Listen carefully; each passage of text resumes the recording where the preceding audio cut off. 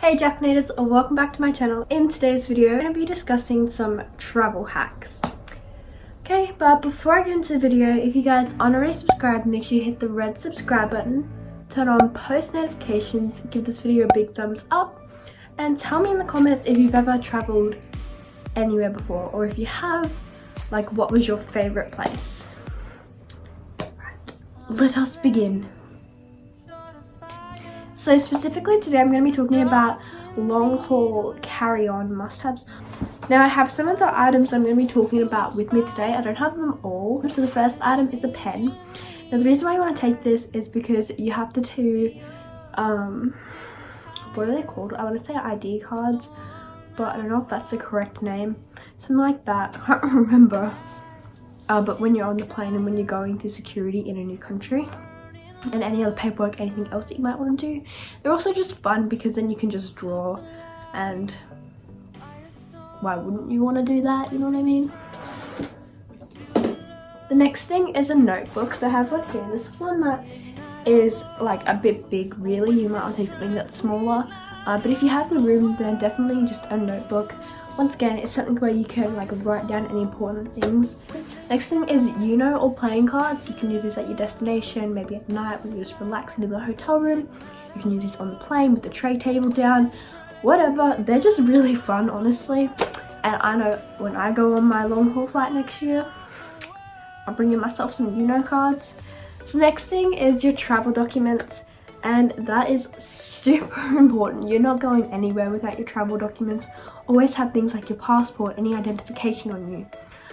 Things like printouts and like receipts of like where you're going to be staying. A travel wallet. Okay, so this one is huge, and typically they are. Now the reason for this is that you are able to fit things like your boarding pass, your passport, your phone, money, everything that you will possibly need can go in here. Next thing was gum and mints. I just showed you guys I had some gum there. Next thing is deodorant. So especially on a long haul flight, and like mishaps can happen. So your luggage might go missing, your checked luggage. So you're not going to have any deodorant to freshen up after the flight. You know what I mean? Just bring your deodorant with you, and it doesn't take up very much space. Obviously, if it's an aerosol, then you can't bring that with you because it's pressurized in the cabin. But if you have like a roll-on, just bring that. You can freshen up throughout the flight, especially if it's a long haul flight. You're going to want to. Now, another thing is an empty water bottle, because buying water at the airport is expensive, okay? I remember when I last went to the airport, it was like nearly $5 for a bottle of water. And not like a big bottle or anything, just a normal sized bottle of water. And there was multiple of us. We were really thirsty. We bought multiple bottles and boom. Bring an empty water bottle, or bring a water bottle where the liquids are frozen inside. Because if you have liquid, you can't take it through security. Like if it's more than 100 milliliters, and they're not going to let you take a water bottle through unless it is empty, and then you can fill it up on the other side. Okay, but another reason for that is also because when you're on the plane, and say you ask for like a cup of water or something from the flight attendant, they bring you over your cup of water. I don't know about anyone else, but I get like a massive phobia. With the tray table, you put your drink down. Like, when I had orange juice on the flight, like one time, I was like, I have to drink this orange juice. I don't like it, but I have to drink it or it will spill everywhere.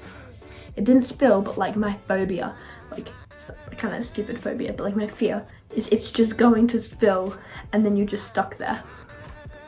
But another reason for that, other than like the fact that it might spill, it probably won't like this.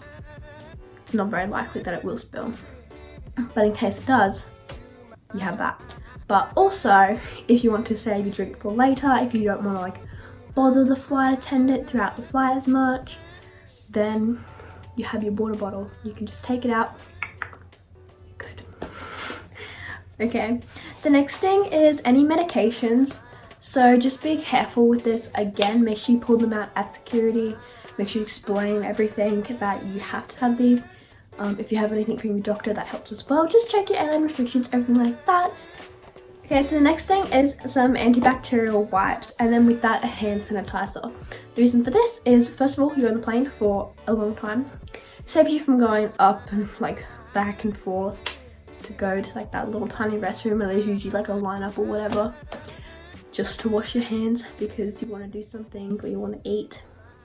Also, that tray table we discussed earlier, yeah, that's pretty gross. That's like, it's really nasty, honestly. Like, there's so many germs on that. So many germs on everything. I remember when I got on a plane one time, there was like a sauce or blood. I'm pretty sure it was sauce, but it was just like splattered on the armrest. That was just like, put the armrest up when I could. Just didn't touch it. Yeah. Okay, another thing is a lip balm, because sometimes your lips can get very dry and it's just due to the change of the pressure. So with that, you could bring like maybe a moisturizer, a hydrating face mask. I recommend like a sheet mask or something, because then you don't have to worry about it being a liquid, you don't have to worry about it being a mess, and it's hydrating. So another thing is scrunchies, hair ties, a hairbrush, and oh my god, this light is actually like messing me up. And like any basic makeup, I can't read it, it's like disappeared. Wow, that's bad. Okay, the next thing is toothpaste and toothbrush. The reason for this is, especially if you are on a long flight, you get another reason to freshen up. Now the next thing is a pair of sunglasses. Another thing is an eye sleep mask. I need to put this on, honestly. I can't even do that. Okay, that's much better. The reason for that is so that you can go to sleep, because sometimes you might not be ready to sleep. Sometimes the lights might still be on and you might be ready to take a nap. The next thing, spare like a set of clothes. Again, to freshen up, maybe you want to change for your destination, but also because just in case your checked baggage goes missing. The next thing is compression socks. These are really good. So if you're on say an international flight, or just a flight in general, but long haul flight even, you're not going to be able to get up whenever you want. Especially if, say, you have the window seat, there's a person in the middle of you, so there's a person next to you and then there's a person next to them. Okay, the next thing is a foldable neck pillow, or like a little blow up one. I have the normal neck pillow. So nice. But I also have a blow up one. The next thing is a portable luggage scale. So this thing is a digital one. The next thing is like a Lululemon scarf that like unzips to a blanket. So I haven't got one personally, and I'm not going to buy one personally. Like basically, I have seen a bunch of people with this scarf, and it's from Lululemon. And you can like unclip it or unzip it. It's like this huge infinity scarf, but once you unclip it or unzip it, it's sort of like a mini blanket. And sometimes airplanes can be really cold, and they have to be cold. Like there isn't really, like there's a certain temperature that they have to stick to. And it's actually for like health and like medical reasons. Wear your like thickest items, if you have any jackets or whatever, rather than putting them in your carry-on or your checked baggage, wear them. You can always take them off and just like shove them in the seat pocket, or like put them beside you or whatever if you like get hot. But that way it saves you space, and if you get cold, well, you're all good. Another thing is to take all of your valuables, whether it be like your iPhone, iPad, laptop, any chargers, camera, any other entertainment devices, that sort of thing. Bring them with you in your carry-on. But you might want a travel adapter.